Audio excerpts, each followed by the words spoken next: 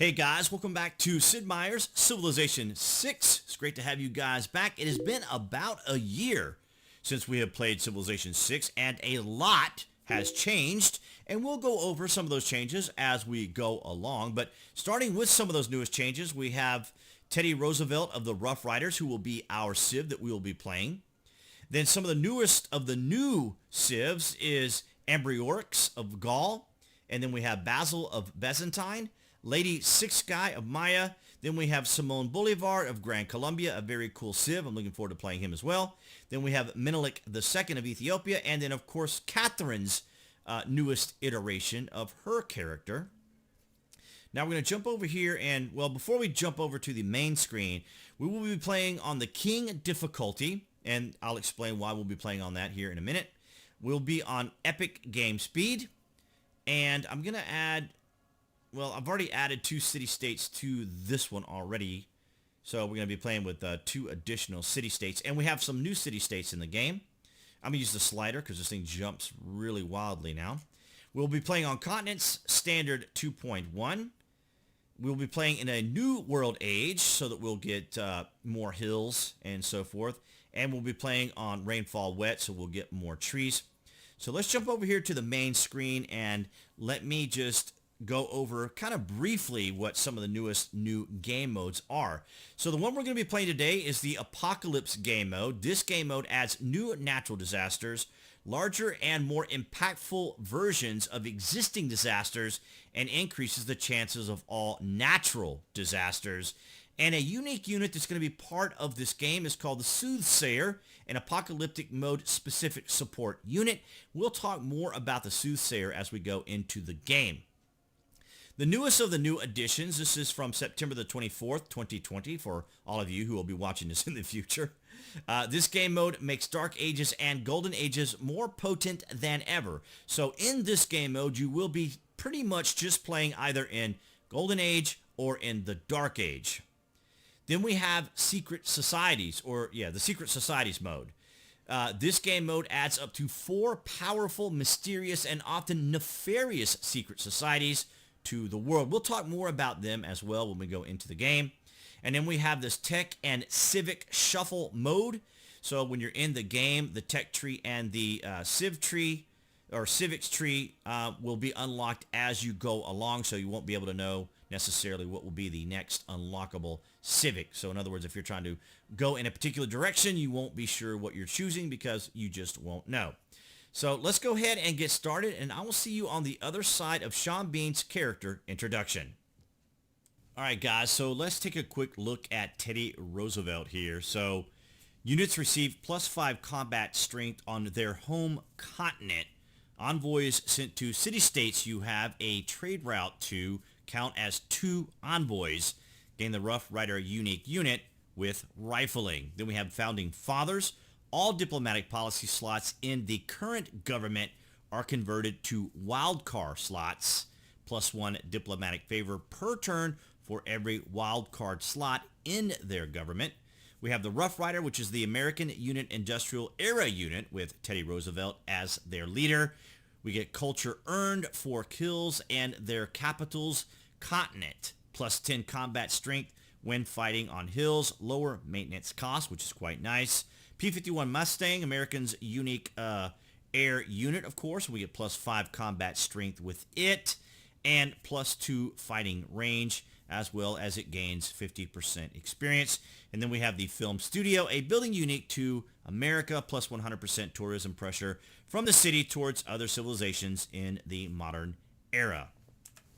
So as long as we are on our own continent, we will get bonuses while fighting on hills. So let's take a look. All right, so we're kind of like right next to another continent, which popped up on the screen. I'll show you in just a second. So we are in the Congo Craton, and then we have East Asia. So what happened was, of course, as you came into the game and we were right next to another continent, of course, it went ahead and said that we were next to a volcano. And we got the civics boost for being next to a continent. And then, of course, first discovered a new continent. And then, of course, 2 new continents discovered. And we're going to go ahead and go into pottery because I was checking the sound in the game, and we will go ahead and still choose pottery for right now. Actually, yeah, we'll go ahead and go with pottery, and then we will choose, well, that's right, so Kodal. So, yeah, I had gone in here just to make sure the sound was all working right, but everything seems to be working fine. The sound shouldn't be too loud for you guys. And we will settle on the spot. Looks like a really good one, too. With some +1 era score. So as I was saying, we are playing on the apocalyptic mode. And I mentioned soothsayers. The soothsayers are the new unit for this game mode. It is unlocked with faith. We don't have to establish a religion to gain faith, of course. We simply just have to make a holy site and gain faith on our own. You will hear that ricochet sound for the character, like a character selection. I'm not sure why it does that. I did just load brand new drivers, and this is a new update, or at least the update was on the 24th. So I'm not sure what's going on with that. Maybe they'll have another patch to fix that. The world climate isn't going to have as much of an impact as it would, say, like when we regularly play the game, because we are playing in apocalyptic game mode. But as we go along, we will then get an event that will occur. An event very similar to, say, for example, a particular emergency, or even, say, a World's Fair. And it will ask that we then sacrifice with our soothsayer a unit in a volcano, which we happen to be right next to. Now, the soothsayers have some rather unique capabilities, pros and cons, and this looks like a really awesome area that we're in here. Now, the soothsayer can be used, for example, where the warrior is next to a river, and you can create a flood. And if you're on a desert, you can create a sandstorm. You can basically wreak all kinds of havoc against your fellow civs, your enemies, and or neighbors, and create a great deal of chaos without even having to go to war with them. I've seen some gameplay where some people have done some really interesting and unique things with the soothsayer, to include producing volcanic eruptions or even floods to create better yields for tiles. And I think this is a new tile for you guys. I don't think you guys have seen these newer ones. These are the fissures. These are part of the new tiles, as well as honey and maize, or as in Spanish they say maíz. So that is corn. And as we saw in the beginning of the game, they did just recently add both the newest addition to where you play in a golden age and or a dark age. And then you have secret societies, which is really cool, because what I'll do here is I will put a graphic up here on the screen. You guys can hit pause if you want to read the little graph that I have here on the screen for you. The secret societies synergize really well with certain characters or certain civs in the game, which makes things very interesting. So the developers are always coming up with some really unique stuff. And we will play those, probably. And we're going to go over there. For example, as I just mentioned with the secret societies, you gain them by exploring. So, say, for example, I don't know, I think perhaps maybe it's the scout unit. When they come across a tribal village, you get a particular secret society. And then if you're just exploring with a regular unit like the warrior, and you come across a natural wonder, then you get a different society. But you get them as you explore, and they will appear in your governors, or I'm gonna see here in the governors. Is it gonna show? Here we go. It will show up in the governor screen. As you can see here, they've made additional space. So then you would just use the mouse wheel to scroll through them. Once you pick one, you are stuck with them the rest of the game. All right, so we are Teddy Roosevelt, and we will get the Rough Rider. So let's go ahead and get horses, although we do have the hills that I like and enjoy, which would require mining, but we will go ahead and see where horses are so we can plan our next city. We'll go ahead and get a scout. So in secret societies, if you're playing in that game mode, a scout is so amazingly important. So the developers have put a lot of thought into the game to incentivize people. And since we are playing on apocalyptic mode and we will need faith to purchase our first soothsayer at 50, then it is important that we do put down a holy site. Now, we don't have to select a religion per se, but we will have to generate faith. It looks like we were the first ones to meet Fez, and they are a scientific city-state. I could have swore it said we had an envoy. It does. It did say that. However, we can't use him. Apparently not. Oh, hang on.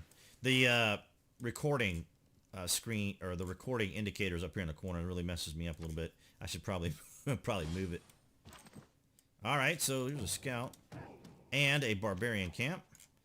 So we'll go over there and see if we can't unlock or get a boost towards archery. And he has an upgrade.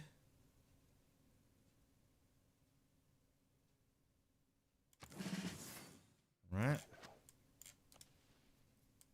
I kind of like the area. We've got volcanoes here. So if we want to use our soothsayer for additional bonus yields, that will come in handy. We have another ancient tribal village, which is very, very nice. Well, he attacked us. We aren't on a hill, and we are on our continent, though. That's good. We are on our own continent. Let's go ahead and post him up for a minute. Get the slinger just a little bit closer. I don't want to push him in quite yet. We'll let the warrior heal one more and maybe bounce him off the barbarian spearman here one more time. And we got new population. Well, I guess I could move. Well, I think we're fine. I'm pretty good with the production speed and growth, so we'll just leave everybody where they are. Let's pop them one more time. Oh, doggone it. I don't know why. I didn't want to do that. I would not have thought that would have killed him, but it did. I mean, it's supposed to be on hills in our continents, right? Not just on our continent. Or is it on our continent? Oh, on our home continent. It isn't hills. I don't know why I thought it was hills. But there we have it. We need food. Okay, so, all right. Let's go ahead and change it out then. And we'll go with that. It's not going to make a difference. We'll grow in 2 turns. We probably are going to need to work a tile. All right, I was not anticipating us killing that barb, but it's okay. Maybe we can get the slinger to kill the scout, but he's wily and will probably take off. Oh, he's going to kill himself on the warrior. Wow, okay. Well, hopefully we'll find another barb camp here somewhere. All right, we're going to go ahead and get another warrior.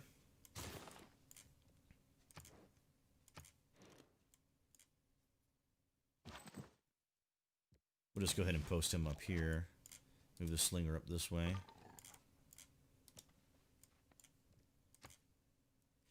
With Gran Colombia, as I was saying earlier, with Simon Boulevard, you get additional movement with him.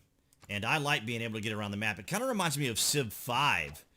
Because in Civ 5, of course, you know, you got the full movement that you needed. But in this game, say, for example, if you have an additional movement, say if this were a hill, we would not be able to go there, even though it's showing, of course, we have additional movement because it's flat land. But if that were a hill in Civ 5, or Civ 6, I'm sorry, in Civ 6, we would not have been able to move to that tile.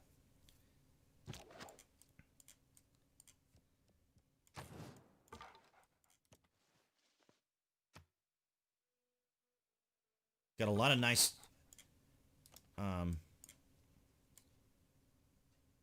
resources over here, luxury resources, that is. I don't know if I'd want a city right here just for those resources, but we can certainly look around. So it's great to have you guys back. It's great to be playing Civ 6. They have really done a lot to the game. It's really, really quite impressive, I have to say. Well, normally, we'll get a boost to irrigation when we work the wheat. So let's go ahead and get astrology, because we will want to start producing some faith, and maybe we could even get a religion in the game. All right, so we heard the barbarian camp, so let's go ahead and get discipline, and let's go ahead and start working towards some faith and a little bit of gold. And do we know where it is? It's down there. I suppose we could go down there and do that. I'm going to keep this guy here.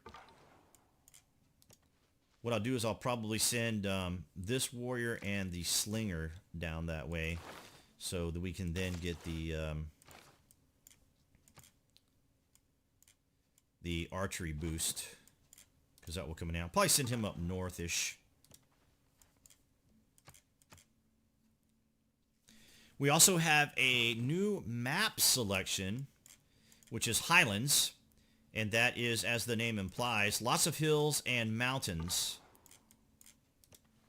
And I kind of thought that maybe Byzantine would be able to go over the mountains like they were able to do in Civ 5, but I don't think they're able to. I don't know. I've not heard anyone mention it. I've not seen it, so that was just something that maybe I thought would be part of that particular Civ. We have another ancient village. And let's go ahead and... Well, we were struggling a little with food. I think we're going to go ahead and... Yeah, I know, Settler's just beaming right at me, but I think I am going to get a builder first. We don't see anybody close by yet, so I'm not in any big rush for territory. Although I do like expanding. Now, he's discovered our city, so we're going to need to go down here and take care of it before it gets too ugly. Oh, yes, we got to get the ancient tribal village. Ancient tribal village? Is that what it's called? Ancient tribal? Everyone calls them goody huts because of Civ 4. That's kind of where everybody got that. All right, so here is Basil.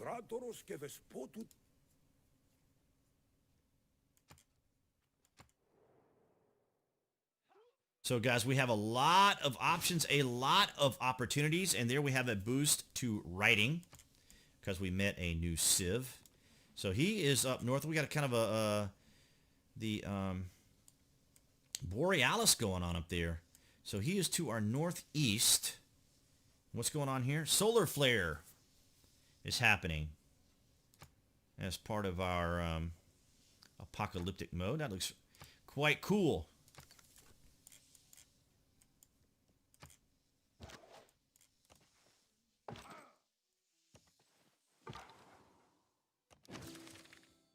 All right, so we got a boost to state workforce. Always nice to get those boosts. He's fighting somebody.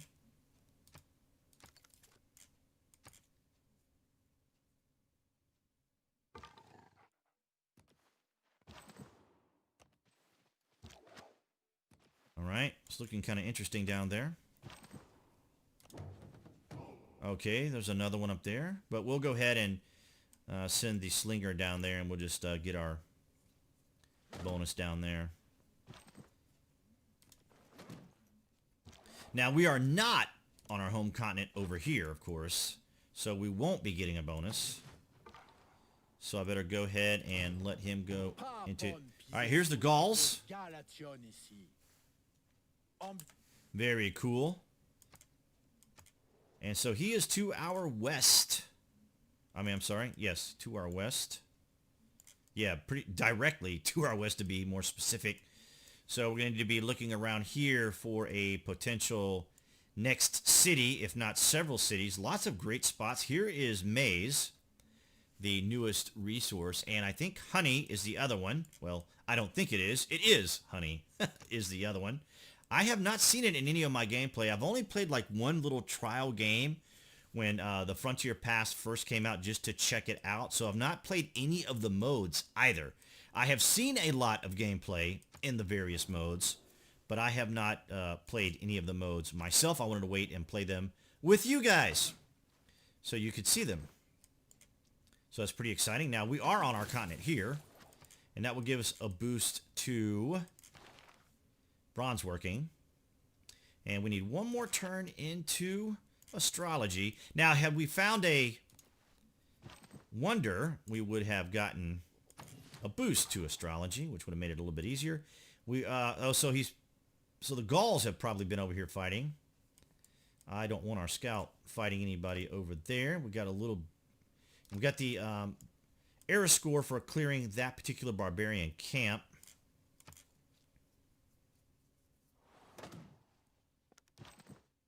All right, we're going to just go ahead and let him heal.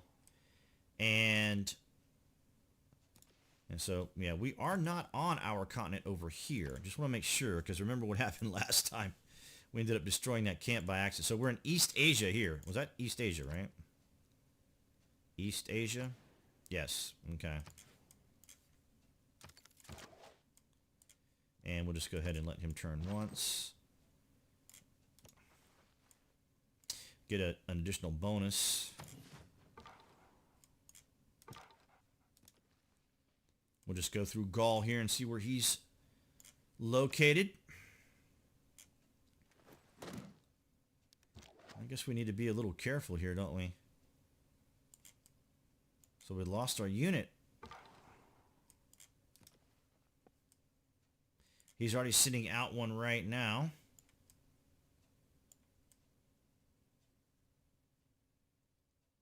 Oh, you know what killed our unit? This storm. This tundra, or this blizzard, killed off our guy. All right.